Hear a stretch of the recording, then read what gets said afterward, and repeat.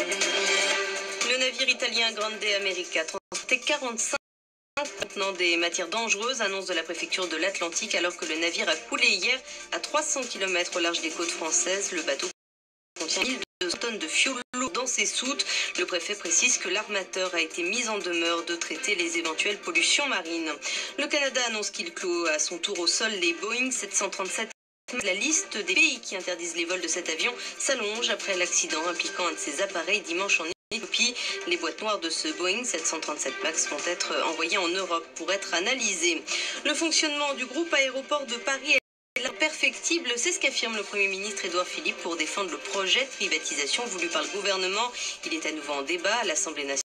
ADP condamné par ailleurs un peu plus tôt à 250 000 € d'amende pour l'effondrement du 2E qui avait entraîné la mort de 4 personnes en 2004. Pour la première fois depuis le début de l'année, une personne meurt à cause de la rougeole en France. Le virus a entraîné une encéphalite chez le patient. L'an dernier, personnes sont décédées à cause de la rougeole. En football, match retour des huitièmes de finale de Ligue des Champions ce soir.